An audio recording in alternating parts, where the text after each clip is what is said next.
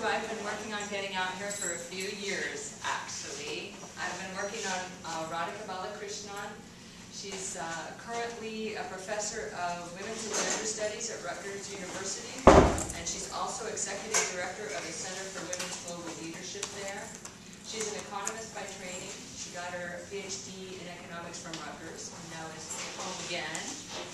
And she's been really a very interesting body of work that you're going to see some of now, bringing together human rights outcomes as a way to assess and think about our choices for macroeconomic policies and strategies.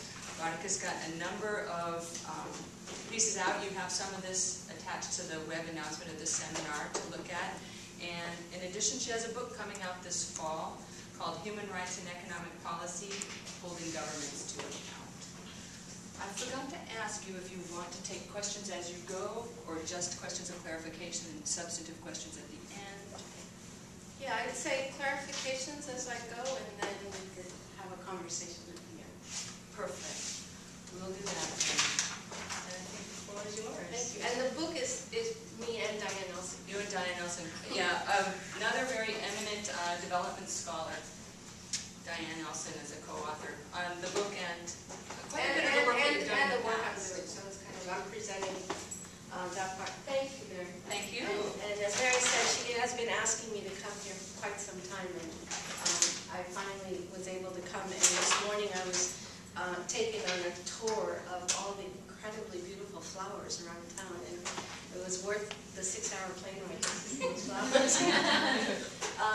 Before I start going into the details of the particular presentation, I want to give you a little bit of a sense of where the work came from and why we started doing this kind of work. I, as an activist, work with a lot of human rights organizations. And over the last, I'd say, 8 to 10 years, human rights organizations started focusing more and more on economic and social rights. So within the sort of general human rights framework, there's the Universal Declaration of Human Rights, and that's probably something that most people have heard about. Eleanor Roosevelt helped draft it, and that is something that countries have signed on to and is a big part of sort of the framework of human rights. Within that context, there are 2 covenants in human rights, one which is called the civil and political rights, which is what sort of the Bill of Rights, it resembles the Bill of Rights in the US, and the economic and social and cultural rights. And during the Cold War, it was sort of, the civil rights were kind of the Western countries, and economic and social rights were kind of considered the other side.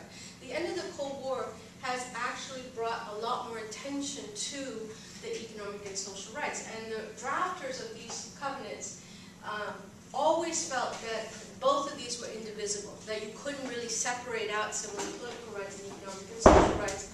You know, the classic example is, you know, if you have the right to vote but you don't know how to read, you can't quite have the right to vote, right? So they're indivisible. And as I kept working with these activists on economic and social rights, mostly in the United States, I realized that there was a lot of attention to the right to food, the right to health, and there was one particular meeting, and I was working with a group of US grassroots activists who were going to march across the country, and it was during, I think, the first time Bush became president, and they were going to talk about the end of poverty, and I said, well, okay, no one's going to argue against that, so what exactly do you want to do? And they said, well, you know, it's a human right, we should be poor. And I said, yeah, but what are the policies that you're going to advocate for as these elections were coming up? And that was sort of the initial time that I thought, you know what, people working on economic and social rights often come from a human rights perspective, which says, you know, we should have the right to food, we should have the right to water and sanitation, and all these other things, but not necessarily connecting it to what kind of economic policies we need to have in order to have those rights. So that was the initial impetus in my starting to do this work. And I've gone to several organizations that kept saying, look, we have to bring together people working on economic and social rights with progressive economists who actually want to do this work as well, because we need to have thinking about these, not in a vacuum. Anyway, I guess I was a little ahead of my time. No, everyone looked at me like, progressive economists? So eventually, I ended up having the meeting myself. Actually someone heard me present a paper at an IAFI conference and said, "You're right, let's do this," and funded me to have the initial meeting. So one of the reports, the first report, was from that meeting that I had. And then subsequent to that first meeting, I started this project with Diane Nelson on saying, okay, so if we're going to look at economic policy and human rights, the first project was more an abstract conversation, and that report is also online. But we need to make it a little more concrete, like what exactly does it mean? And so we decided to look at 2 countries. And we looked at the United States and Mexico and said, okay, let's look at both these countries and see what kind of model of analysis can we pilot in order to be able to use human rights to assess how macroeconomic policy is set. And so the work that I'm going to present today is from, actually all of it's from the United States, because and I can answer questions about Mexico, but I went to Mexico and I actually set up a team of researchers in Mexico, and they're the ones who wrote the papers in Mexico, and the ones I'm presenting here are the ones I wrote, so I can actually answer questions to this, but I can talk about sort of what the differences were between the U.S. and Mexico. So this is from that project. Okay, so I want to start with sort of using human rights obligations, and what we did was say, okay, here are these human rights obligations that are in different parts of the UN system, right? I mean, in the report it gives you exactly where they're from, and so we said, okay, these things exist within the legal framework of the UN system. How can we use this in a way that hasn't been used before? So let me go through the ones that we use the most. So one of the ones is that the states have an obligation to respect, and that requires states from interfering with economic and social and cultural rights, so that they cannot come and prevent someone from drinking water in a fountain. Or, I mean, you can think of anything that the state has to respect you from having. The second one is the obligation to protect. And this is where it has to prevent the violation of rights by third parties. And this is one that has been used the least in the UN human rights system.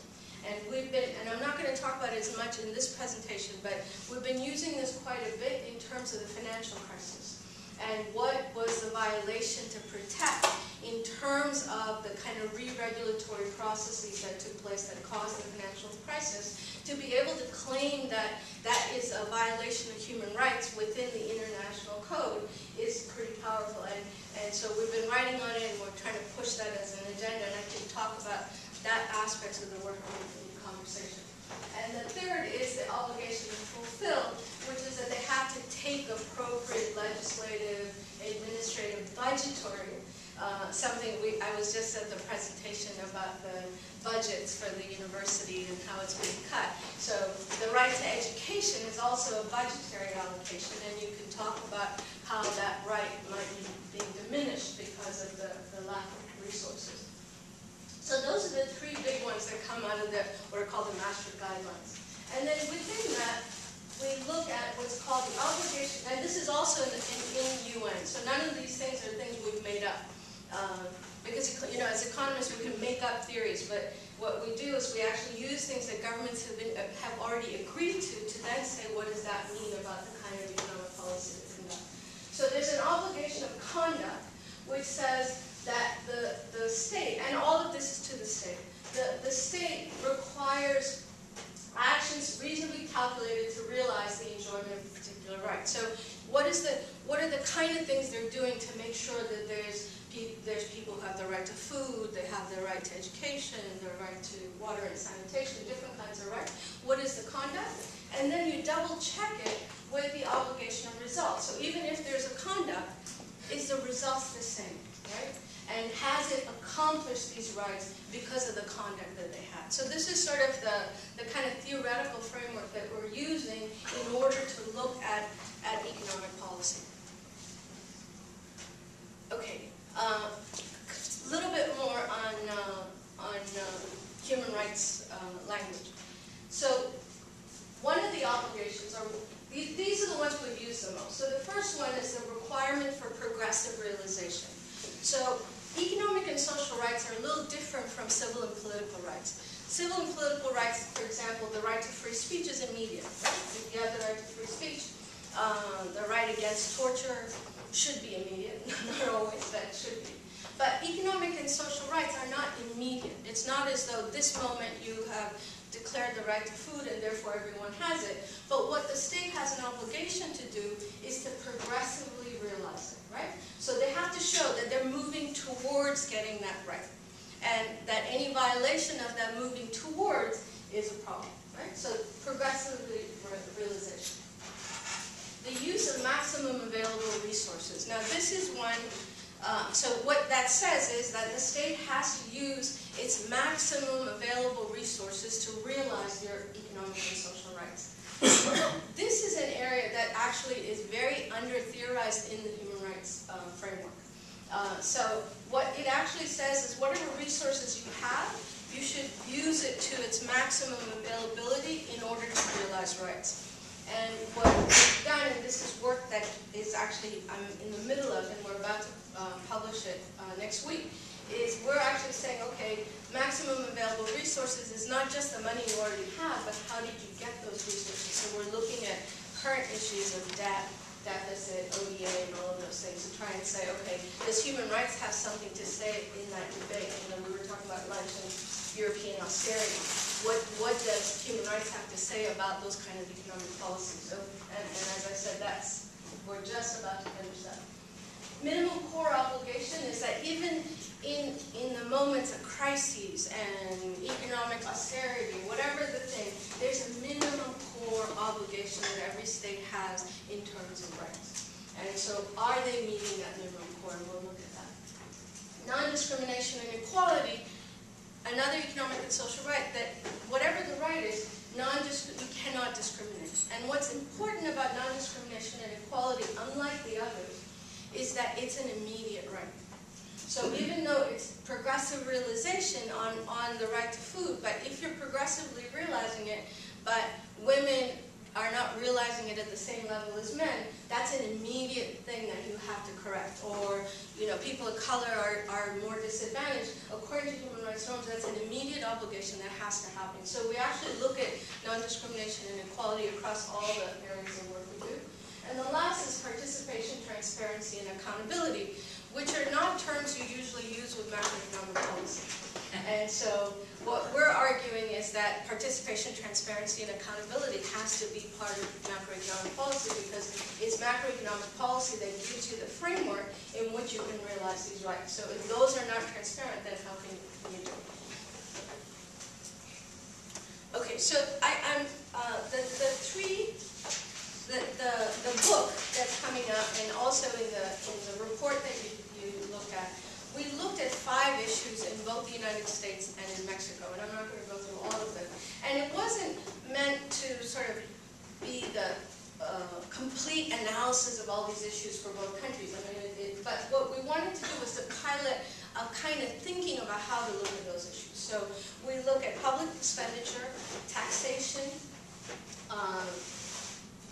monetary and fiscal policy, which I'm not presenting today, the trade agreements, NAFTA and trade, and the last one is on regulation, and we look at pension reform as a form of regulation to look at what happens when there's changes in regulation. So today I'm going to look at public expenditure, taxation, and regulation, but I can answer questions about the others. So if you remember, we talked about the obligation of conduct and the obligation of results. So for each of these issues, we look at the obligation of conduct, and then we test it in terms of obligation of result. So we look at public social expenditure. So, you know, many times I'm asked, so is there a certain amount of public expenditure that's perfect for economic and social rights? right? Is there like a magic number, 5% of GDP is the right amount? What we're saying is no, there is no magic number, but what we can do is to look at public social expenditure in relation to countries of like sizes, right? What do you look like in terms of other countries that are similar to your economy? Are you better? Are you worse? So this is the, oh, there's a thing, right? It's fancy. So this is the OECD average. So we're looking at public social expenditure for OECD. This is the OECD average. You see the United States is about the same level as Ireland. I'm sure this has changed. These are older data, but I would say that Ireland's probably gone down in social expenditure since then. But even more recently, the U.S. is fairly far low in terms of public social expenditure.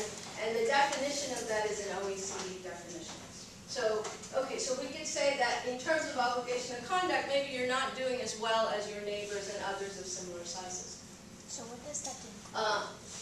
And then, and this is just one example, but and because it's only 45 minutes, I can't show you all the slides, but we say, okay, in the book we actually look at expenditures, not just social expenditures on health and other issues. So what we find out is that the U.S. in terms of public expenditures are actually low in all these categories. And then one of the results you can look at is what happens to maternal mortality in the United States.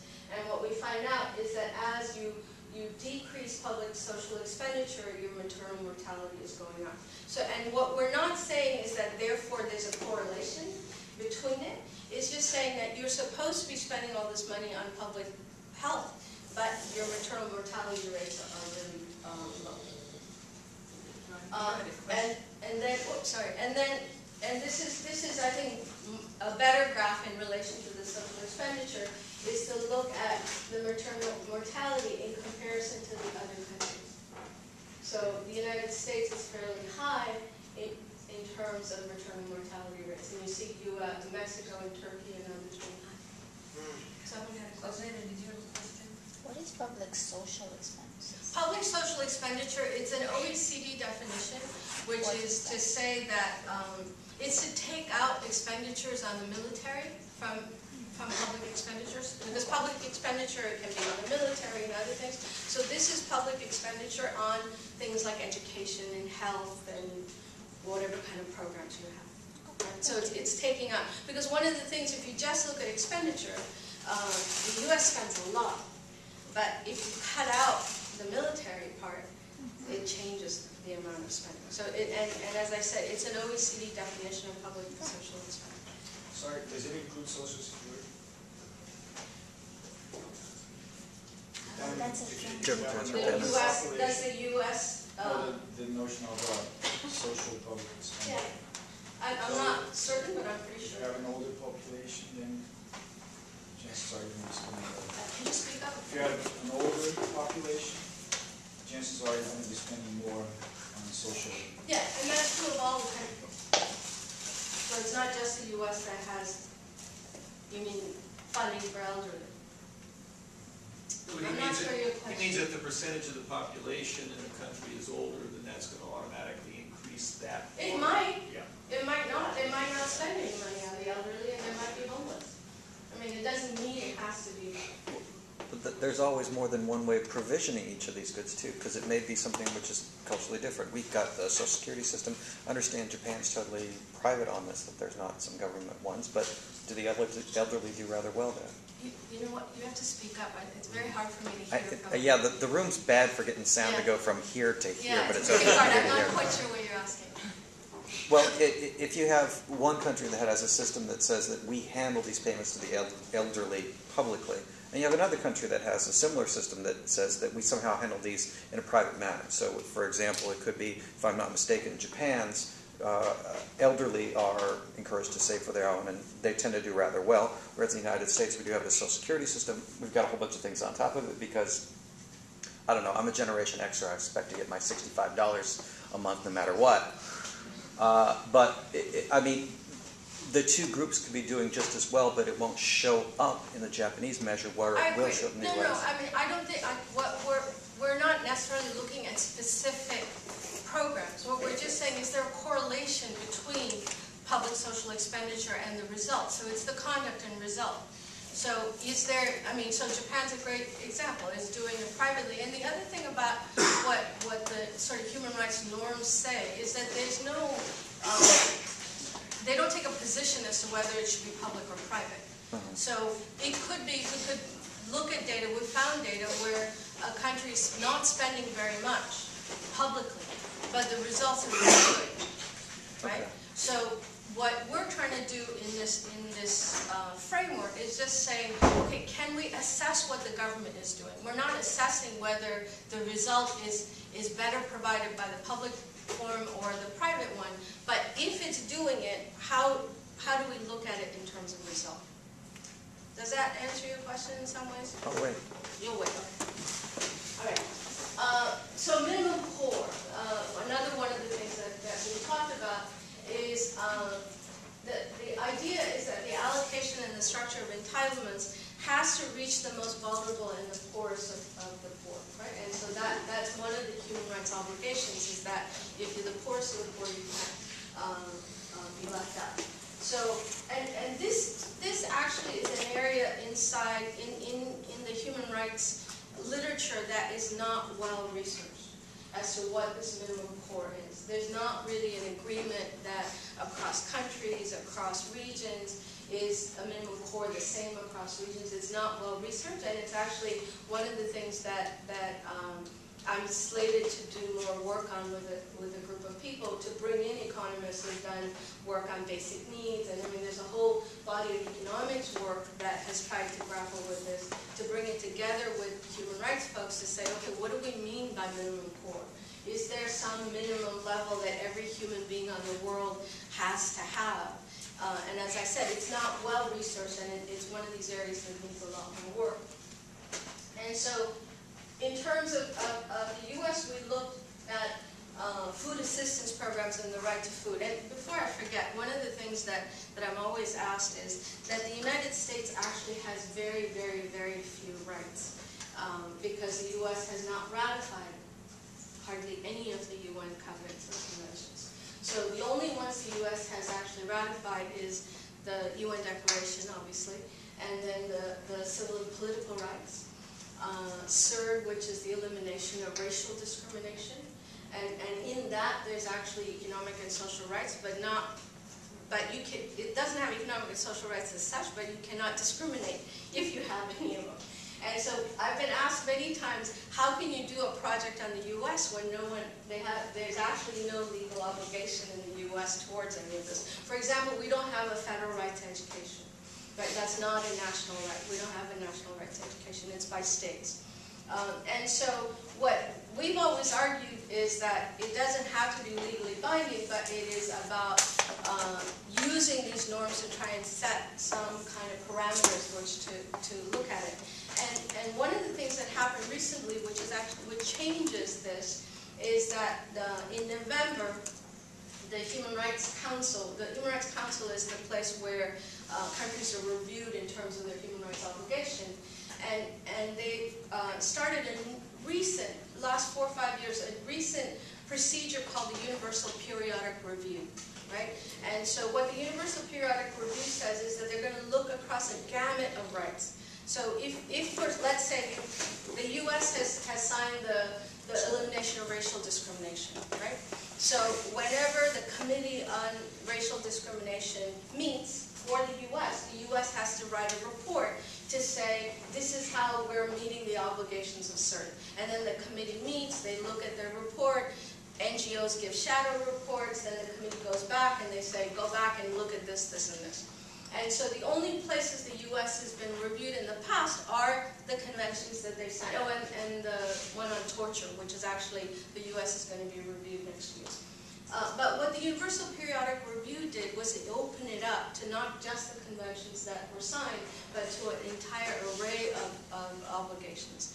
And they were just reviewed in November. And one of the things that the Obama administration had agreed to in this report from the U.S. government is that freedom from want. And so it was the first time actually that within the UN process that the US government has said that there is some, it's vague, not clear, but that there's some obligation, sort of Franklin Delano Roosevelt's freedom from want is quoted in that. And they actually acknowledge the right to food and the right to health. They don't say they're obliged to it, but they say that it is in there. And they accepted quite a few governments telling them to look at these acknowledgements of the rights. So just in terms of the political climate, it's changing in the U.S. to actually acknowledge that there might be human rights obligations within the U.S. So we look at the food, and in the book we actually look through a lot more of the food assistance programs, but these are all the kind of programs that exist in the U.S. in terms of this minimum core, right? Food stamps, all of these are so that there's some minimum core of the right to food, even though we don't necessarily have the right to food to be met. So then we look at the obligation of result. And this is a food and agriculture survey that's been done, and it has recently been updated, and I couldn't find this chart before I came here, but I can tell you what's in it. And what it does is it has a series of questions in the survey where they ask people about their food insecurity. And so food insecure is, did you give up a meal in order to, because you couldn't afford it? Did you not buy vegetables and bought something else? And so there's a whole array of questions, and they categorize the first group as food insecure, and then the second group is very low food security, which means that they're actually not eating that much and incredibly low. And so what we find is in terms of very low food insecurity, it's about 4% of the U.S. population is very food insecure, and about 12 that are food insecure. And in terms of the data that just came out, that after the crisis in the financial crisis, this number jumped up quite a bit, and something like 14 million, and these are households, not individuals, and like 14 million households increased in terms of food insecurity after the 2008 crisis. And so, in terms of obligation of result, even though there might be all these programs to talk about the right to food, the result is pretty devastating if you think about how wealthy a country we have, that 12% of the people, and now 14% of the people are food insecure. And now in terms of the non-discrimination and equality part of human rights obligations, we look at, okay, who are the people that are food insecure? Right? Is there a discriminatory impact in terms of the access to food? And what we found, and this is all from the USDA report, that single mothers are the largest percentage of families that are food insecure, about a huge amount, and that black households are more insecure than whites. And so whatever the access to food programs there are, the results show that there's a problem in terms of discrimination. And so how do you hold it accountable for discrimination? Taxation in the U.S. I mean, taxation and human rights don't usually happen in the same sentence. And so what we wanted to look at in terms of looking at taxation is, this concept of maximum available resources. As I said, in most human rights literature, what it says is that, okay, the government has this much money, is it spending it wisely? And what we said is, wait, how does it get its money? Let's look at what it means to get that money. And one of the ways to look at it is, how is this revenue being generated? And so we look at, and in the U.S. we look only at taxation, but in Mexico we looked at both taxation and access to resources from oil, because they actually depend a lot on the revenue from oil. And so again, we look at tax revenue as a percentage of GDP as compared to other countries. So again, it's not a magic bullet that there's a certain percentage of taxation that's appropriate and others are not, but we look at it in comparison to others. And that's the U.S. in terms of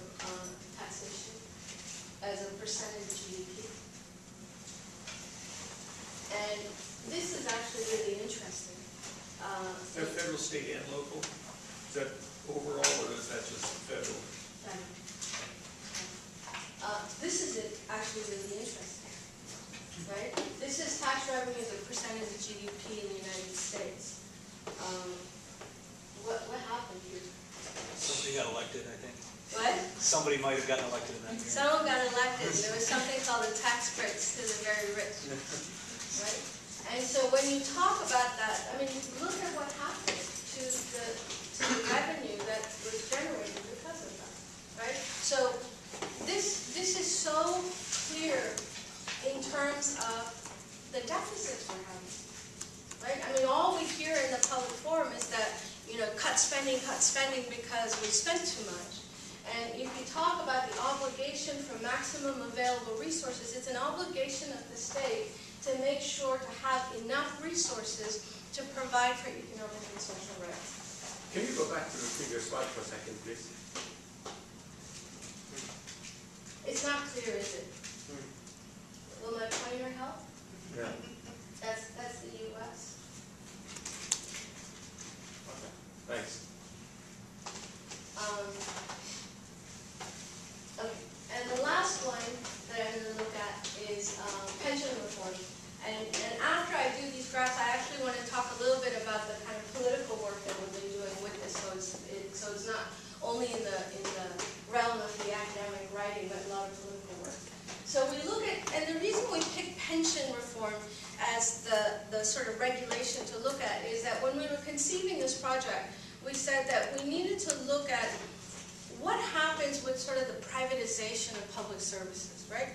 Does human rights have something to say about it? Because in the covenants it says human rights does not take a political stance because it was written during the Cold War, right? And so it's not capitalism, communism, we don't want to take a stance. But we said, okay, but we've got to figure out something in terms of whether it's public. I mean, in a way, your question about Japan and the US, you know, is there something that human rights can say about public versus private? And at the time, we went through all these iterations, and you know, at the time we were doing this, it was just strike after strike about pensions. And so we thought, okay, here's the biggest capital labor feud. Let's see if there's something that human rights can say about it. So we look at pension reform, and we focus really in terms of the switch from defined contributions to defined pension plans. And I'm not sure you all know. Probably don't, because they're disappearing as a... So a defined benefit plan is where you contribute to your pension, and your employer contributes to their pension, and then based on your years of employment, there's a certain amount of money that you know you're going to get for the rest of your life. Defined contribution is you put in money to your pension, your employer puts money into your pension, and how much you get depends on the value in the market of that amount of money, right? And I always say this example. My father worked for the state of Illinois, and he has a defined benefit. And so every month we know that he's going to get this much, and he's in a nursing home, so it's very, you know, we know how much money he's going to get, and we can pay those bills. My mom worked in a library. She had a defined contribution. From month to month, we have no idea what's going to happen to her pension, depending on, and she lives in New York, and she lives near the Empire State Building. And so right after 9/11, the markets crashed, the value of her pension went down, her rent went up, the insurance went up, and if she didn't have children, she would be homeless, right? Because there's no guarantee about the value. So that's kind of the difference between defined benefit and defined contribution. It's becoming one of the biggest fights in Wisconsin and all these places as to whether defined benefits are even going to exist in our future, especially as the aging population lives much longer and longer, and how do you do it? So if you look at the share of pensions participating in defined contributions, right, not defined. So look at what happens between defined benefit that goes down and defined contributions that go up. Right? So since 1980, another election that happened, maybe, there's a complete decrease in the amount of people in defined benefit. Now, the reason for that is that there were legislative changes that allowed this to happen. So it wasn't just by accident. So one of the things that we're trying to say is that, when these legislative changes happen, for example, the ERISA bill that changed it to allow defined contribution, or the getting rid of the Glass-Steagall Act that allowed this crisis to happen, that these are actual obligations of the state to protect. And these are obligations that states have agreed to. So we're not asking them, please do this because we think it's a good idea, but in the UN they've agreed to it. So what we're trying to do is to say, how do we influence the UN to then hold states accountable? So this is what happened. And then poverty rates among the elderly. And in the US it's more complicated because the elderly actually have the best benefits because of Social Security and Medicare. But even with that, there's diminishing, there's starting to increase the level of poverty rates in the U.S. And more recently, there's a sharper increase in the level of poverty. Okay, those are the numbers. But I want to tell you a little bit about how we're using this analysis inside of the UN itself. So one of the things that we did, the Universal Periodic Review process that I told you just happened in November, we submitted a civil society paper to that process talking about macroeconomics and human rights. And I have to say, when we first submitted it, people within the human rights community were just like, macroeconomics and human rights, what's wrong with you? But it was actually read very, it resounded quite a bit. And so one of the ways this process works is that you submit these reports. And the Obama administration actually has been very, very interesting in terms of the Human Rights Council. One, the U.S. did not belong to the Human Rights Council, and the Obama administration became a member of that council. And this Universal Periodic Review process, they went around the country and got input from civil society organizations in many, many parts of the country, and their compiled U.S. report actually uses the NGO reports and are quoting it. So it's a different kind of process that's happened this time. And then what we as civil society organizations do is we then go to governments that are going to be at the Human Rights Council, and we lobby them to get, because we don't get to say anything, but we lobby them to ask the U.S. government for questions. And so a lot of governments asked the U.S. to ratify the Convention on Economic and Social Rights. The U.S. decided not to, but it's on record that I'd say over half the countries asked them to do it, and I'd say 90% of the countries asked them to ratify the Convention on the Elimination of Discrimination Against Women. The U.S. is in a handful of countries in the world that has not ratified that. The U.S. is also one of 2 countries to not ratify the Convention on the Rights of the Child. And the other country that has not ratified it is Somalia. So that it's holding, it's kind of sad that those are the only 2 countries that have not ratified it. So there was a huge amount of pressure from governments, and the pressure really came from the European countries. So we would go and talk to these governments to try and get them to bring up these issues. And one of the things that we personally tried to push for is to talk about financial regulation and human rights. And I remember the ambassador from Norway, we went to his office and said, you've got to put this in, we've got to put this in. And he wrote it down, and I saw him before the Human Rights Council. And also the obligation of the right to work, because that's another part of macroeconomic policy that we're trying to push for, is what does macroeconomic policy have to look like if you have the right to work? And he came to me and he said, well, you'll be kind of happy. And I said, why? He goes, financial regulation, I couldn't do. And I said, right to work? He goes, yeah, right to decent work, which is the ILO definition. So that was put in by Norway, and the U.S. accepted it. So this is now a U.S. obligation, because the U.S. actually accepted the right to decent work in the Human Rights Council. So, these are, I know it seems really vague that there's something in Geneva and they've accepted it, but if you know it, you can then organize around it and start advocacy strategies on it. Did the Senate ratify that?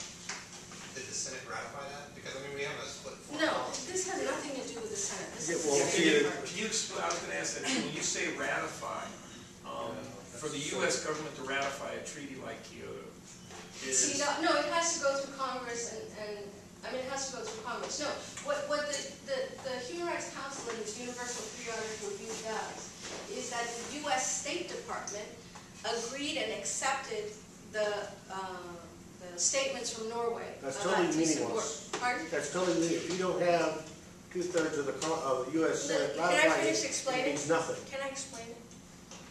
Okay. So the U.S. accepted this at the Human Rights Council. Is it something that you can hold them accountable legally? No. But you can hold them accountable in terms of political mobilization to say you said this somewhere. In order for the U.S. to ratify a convention like CEDAW or CRC, it has to get congressional approval.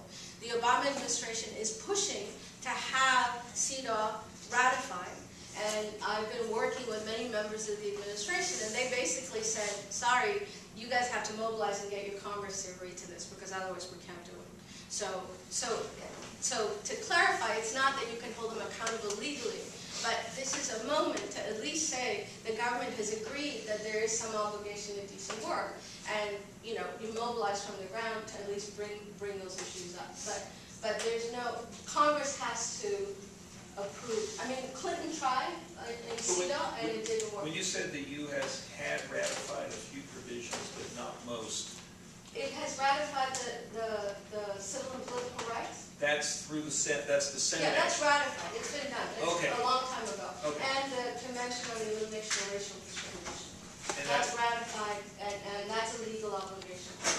And again, the Convention Against Torture. And those are legally binding, and they have to be ratified. These other, and that's what it is that when we look at economic and social rights, it's much better on civil and political rights in terms of legal obligations. But even if we say, okay, it's only civil and political rights, CERD, which is the Elimination of Racial Discrimination, does have economic and social rights obligations, but in terms of non-discrimination. So, for example, if you look at education and funding of education in the United States, what we can find in terms of data, and I don't think it'd be that hard to believe, that the most amount of public funding for education goes to the richest neighborhoods, because the way our education funding comes from property tax. And so you can actually say that because of CERD, and there are people who are trying to do this, to say that because of CERD, the kind of property tax-based funding of education is a violation of the obligations of CERD. So, I mean, people are using this. Look, the UN is a strange body, right? And it's not, it can't come in and make you do something. But it is definitely a body that exists, and it's an international body that exists that you can at least go and try and influence what happens. So the UPR process is one place that we've been pushing this kind of work. The other place that my center, we've been doing a lot of work with, and this is not to do with the United States, although a little bit the US, is the Human Rights Council has these people who are called either independent experts or special rapporteurs. And the difference between them is that you're a special rapporteur if the Human Rights Council has accepted that as a right. So there's a special rapporteur on food. And so what he does is he goes around the world, and he has a mandate that the Human Rights Council and all governments in the Human Rights Council have agreed to. And he goes to different countries, and he looks at how well that country is doing in terms of that obligation. And so the three people that we've been working with, the first one was the independent expert on extreme poverty. And the reason why she's an independent expert is that not being poor is not a human right, agreed to at the Human Rights Council, but she's an independent expert. And she goes around the world and looks at countries and say, okay, what are you doing? And one of the focus of her work is on social protection programs. And so we basically try to bring people together, actually a bunch of progressive economists, a lot of feminist economists, to try and influence her mandate, so that when she goes to country missions, she then asks different questions in those country missions than she would otherwise. And so, and her first report after the meeting that we had, she actually talked about our meeting and said the center's work on this influenced my mandate. And so now the questions she asked, So when she goes to a country and does a report and says, these are the issues you need to work on, that government actually has to respond to it. So it's, I mean, so even though they're independent experts, they have a huge amount of influence. So very recently, and you should look this up on the web because it's a fascinating report, the Special Rapporteur on the human rights to water and sanitation just came to the U.S. a few months ago and sent out a report. And that report is devastating if you look at what happens in the U.S. in terms of, and it's not water as sanitation. I mean, it's like my whole brain has changed in the way you think about these things when you look at, you know, I'll give you one example. She was in Sacramento, and it's in her report that because of the budget cuts in Sacramento, they cut funding for public toilets, right? There's hardly any public toilets. Because of the crisis, the amount of unemployment has gone up and the number of homeless has gone up. At the same time, they passed a law that said that any kind of public exposure is a crime and you will then be targeted as a sex offender, right? So all three happen at the same time. So here are these homeless people who have nowhere to go because the budget cuts have cut out the toilets. But if they're caught, then they're put in jail, and they're marked, you know, in that sex offender calendar for the rest of their lives. And so, I mean, there's amazing things from her report, and we're actually trying to work with a group of lawyers to see if we can bring this up as a case, you know, in terms of things. So the special rapporteurs go to different countries, and so one of the things that we're trying to do is to try and bring up some of these macroeconomic issues into their mandate and see if we can get them to ask the questions about where did the money come from for water and sanitation? What were your tax revenue policies that allowed this to get cut? And little by little, we're actually being able to influence this. We just had this meeting with the special rapporteur on water and sanitation in April, and we're having the one with the person on food in September. And so it's sort of trying to channel the influence of the work at a larger scale. And the last thing I'll tell you about, and I'll stop, is that this issue of maximum available resources, we just had a big meeting at the center to try and think about what this, you know, how do we actually get resources to kind of weigh in on the debate that's going on around the world in terms of debt and deficit and ODA and tax revenue. And the report is literally being edited today and being sent for publications. And so that report went to the Committee on Economic and Social Rights. So in the Human Rights Council, there's a committee that reviews any country that has ratified the Convention on Economic and Social Rights, gets reviewed by this committee. And so they just met in the first 2 weeks of May, and the committee agreed to read our report to try and see whether our report will influence the way they think about maximum available resources. So I'm waiting to hear whether they did, but they were actually able to, they agreed to read it, and it might influence this entire discussion in a different way. So-called You have to speak up, it's very hard for me to hear. Okay, sure. I used to be a construction inspector. I can be very loud if I have to be. We'll talk about government obligations. I'll give you two examples, one from the Defense Department and one from non-defense. For example, they currently plan to triple the size of Fort Bliss in near El Paso, Texas. Do they really need to do that? That's a question, given our current economic circumstances. And a cost of billions of dollars. They're going to triple the size of Fort Bliss, which is an Army base near El Paso, Texas. We really need to do that. Now, non-defense, so-called obligation of the government is delivery of mail on Saturdays. If we stopped that, we would save in excess of $6 billion. Are you sure we don't want to look at all the so-called government obligations and see what really needs to be spent? In terms of military, I'd agree with you. I don't know enough about the Postal Service to have an opinion.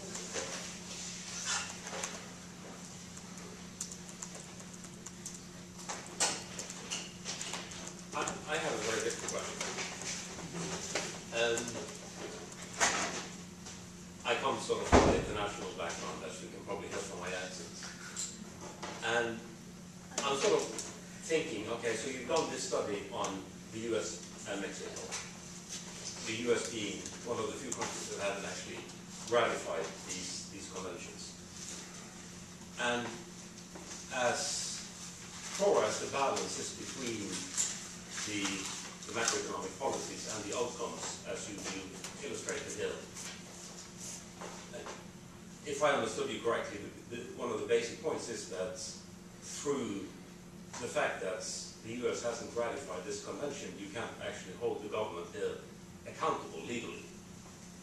Now, as bad as this balance is here, if you go to Latin America, for example, it is infinitely worse. And these are countries that actually have ratified this convention. Why don't you basically transfer this particular methodology to Guatemala? No, we did it in Mexico, and Mexico has ratified it, and it's also in their constitution. And what did they say? You mean the government? Yeah. No, we haven't gone to the government of Mexico with our study, but what I can tell you in terms of Mexico, which is and that's what was so interesting, right? The U.S. hasn't done any of these things, and Mexico has ratified every single thing under the sun. There's not one convention they haven't ratified, and their constitution is even better than most of the UN conventions. But it's flavored, right? They don't look at it at all. So, I wish I could go to the government of Mexico and tell them what to do, but it's more to try to, I want to make it clear that this study is not a study that's somehow going to change the world tomorrow. It's just a pilot of a way to think about things that might hopefully change. But in terms of Latin America, we worked with ECLAC, the Economic Commission of Latin America in Mexico. And we worked with them on the part of the Mexico trip, the Mexico portion of our work. And we're actually, right now, they are raising funds to replicate this work in Guatemala and Nicaragua and I think El Salvador. So it is little by little getting in there. But ECLAC was very excited about the work. And many of these, and because it's through ECLAC is the UN Economic Commission of Latin America. And because it's ECLAC, they can have influence the way that me and the academic cannot have. No, but presumably, if you've done this study for Mexico, for example, and have further studies planned in the pipeline, presumably you also have some idea of sort of how are you going to use these studies demonstrating how abysmal the situation is to try to influence the situation. I'm not suggesting. No, but in Mexico they're actually using this methodology in the city, in Mexico City, and the Mexico City government is actually trying to use our methodology to look at different parts of their rights. Oh, okay. And the National Human Rights Commission in Mexico has had a lot of changes. So when we were first there was some aspect of it that we were pushing for, but the Mexico City government is using this and is actually institutionalizing it. We actually have much better results outside the U.S. than the U.S. Not only because of legal binding, but access to government is not as easy. Although recently the access, one last example of the U.S. government is that in this UPR process, they had many town hall meetings with organizations, and then they had follow-up phone calls with organizations that participated in it, and it was the State Department, very high-level State Department people who were responsive, and I think that's, I have many criticism of the Obama administration, but this is one place where I think that administration has done an incredible job. And we said, well, who are we going to liaise with in terms of American economic policy? And we said, because they said that they would liaise with every cluster group of reports that came in. And Harold Coe, who's the head of the State Department's Human Rights Division, said, what do you want, Larry Summers to talk about human rights? and we're like, yeah, we want Larry Summers to talk about human rights. And they laughed, but then, since then, they've actually been trying to get someone from Treasury to come and talk to us about human rights violations. So it's little, it's not huge, but the fact that somebody from the State Department called Treasury and said there's some human rights organizations that want to talk to you, and that they actually had to listen, I think was a huge event. So little in the U.S., but in Mexico much more.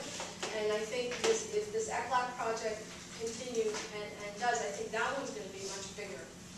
Because we also, I mean, I gave you one little example of the work, but we also do a lot more work on monetary and fiscal policy. In monetary policy, it can actually, you know, the kind of the obligation of the right to work and inflation targeting. And that is the part that the Latin American countries are very excited about to try to solve. You know, since the first time I heard you present this, I've been so intrigued by the idea that there's outcomes that people have signed on to that give you a measure, a way to assess. It's such an interesting way to think about how we assess macroeconomic policies. But it seems to me that the one that has sort of developed more, at least in the UN, is human development as a measure. But of course, apart from the UNDP saying this is what we're doing, I'm not aware that other people accept that as a yardstick. But I'm wondering how you think about those two, or if there are other kinds of yardsticks for measuring policy, if there are ways that they work together, where one is stronger than the other, where one might be more constructive than the other. Well, I think, you know, it's interesting with UNDP because recently some colleagues of mine in UNDP asked me to come and give a presentation on this work. And they said, oh, it's a brown bag lunch and, you know, come at 1 o'clock. And so I just thought, oh, I even know the conference room. It's this tiny little conference room. We're all going to sit and have lunch and have a conversation. And when they sent the announcement out, there was so much interest in UNDP of trying to use this methodology that they had to broadcast it across the world. And so suddenly I thought, oh, what suit am I going to wear? You know, how am I, they're going to watch this everywhere. There's so much, because, I mean, what's interesting, just politically, and I'm not someone who sort of thinks that human rights is the answer to everything. I just think it's a really interesting strategic use of something that governments have agreed to. You've agreed to this, well, this is what it means, right? To me, it's more. And I think that's the thing that UNDP is also excited on, because the UN has now said that every UN agency is obligated to human rights principles. And that's a mandate. That's a mandate. How it's interpreted is up to the agency. And so I think what we're trying to do is to feed the methodology to try and say, okay, if everyone's obligated to the human rights, then here are ways to do it. I mean, we pushed a lot about trying to get the World Bank and the IMF to agree to be under the mandate, and they keep saying, yes, we want to impose human rights on countries, but not that human rights is imposed on them. But we're still working on it. But even UNDP is kind of using this as or interested in using this as a way to kind of push the development paradigm. And the maximum available resources paper that I told you, we actually use UNDP's work on fiscal space to look at. So, I mean, the work we do is not, we're not inventing new economic tools. We're just taking the existing economic tools that come from the UN and development agencies and economists and putting it under the frame of human rights. So how do we, and what's exciting as an economist is that, and I know many of you are economists, but we often work in silos. You know, you're a trade economist, so you only read papers on trade. You're this economist, and you're in silos. And what's interesting about this human rights frame is it brings all of these silos together under one larger framework. And so that's also kind of an exciting moment in terms of the discipline of economics to have these conversations across our little silos.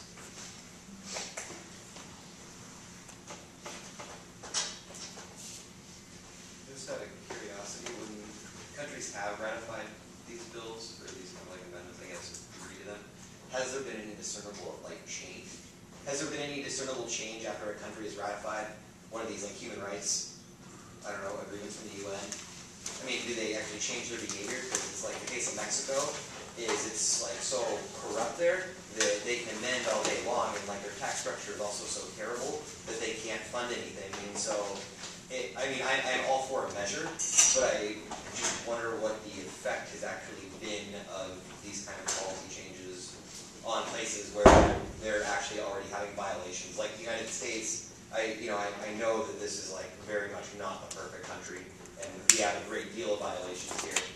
But we are also like a less corrupt nation, and so maybe that's one of the reasons why. Well, you know, I mean, I don't want to. We have laws here. I mean, hold on. I mean, we live in a very different situation than they do in other countries. I mean, if you want to go to, go to Mexico right now. I would love to. You would not. I would. My uncle was almost kidnapped in Mexico. He works there. He lives there. He's Mexican. I'm just telling you that the laws there don't exist. I mean, if you want to like make jokes about it, that's fine. There are sure, there's corruption and there's corruption. Well, that's what I'm talking about. This is Alright, the US and Mexico, I'm not going to. I just all wondering, have you seen any ratifications taken? No, listen, I don't think that ratifying these treaties in and of itself are going to change the world. I mean, I think you've got to be very clear that I mean, change only comes from bottom up, right? I mean, it's using these tools to try and hold them accountable. But there are some clear examples of places where they've used these conventions that have made some change, and I'll give you one. India, that has ratified the Convention on Economic and Social Rights. It's got a history of activist judges that use these conventions. And so one of the things that they did by one of these activist judges is to say that there's a right to food. And because of this obligation of the right to food, because of ESCR, they said that all the kids in India have to have a hot lunch program under this obligation, and passed it as a law based on this. And therefore now, nationally, there's much more. I'm not saying everyone has got the right to food, but it's there. The second example in India, and this is not because of an activist judge, but this is actually the government using the language of the right to work, is there's a National Rural Employment Scheme, which is a scheme in, I forget, 200 and some districts in India, where the government provides you a certain amount of employment for a certain wage for people who don't have employment. The language that's being used to provide for that scheme is based on the right to work and not a development program. So those are there. You can find examples in different countries, but it depends how it's used. I mean, as I said, the UN does not have any power to make anyone. I mean, I'll give you an example. The CERD report, right? When the U.S. had to give its CERD report was in the last administration, and I was very involved in that advocacy. That report basically said there's no more racial discrimination in the United States. Legal, everything. We're hunky-dory. But the committee said no, because it was soon after Katrina. And you couldn't kind of go to a committee after Katrina. And, the committee's like, we saw it on TV. I mean, you can't lie. And so the committee made the U.S. government go back and gave like 4 or 5 things that they had to respond to. One was the issue of New Orleans and the Gulf states. The other was on pollution of indigenous land and what they were doing. And the U.S. government has to come back and report to the committee what they've done to resolve that issue. So it's not, if they say we've done it and nothing happens, I mean, they can't go in there and make them do it. But the idea is that when you sign and ratify these conventions, that you agree to meet those requirements. And so it's the committee, and the committee is pretty powerful. Each of these committees is pretty powerful. I mean, that's why we're trying to influence the Committee on Economic and Social Rights. Because if Greece comes up, we're hoping that what we have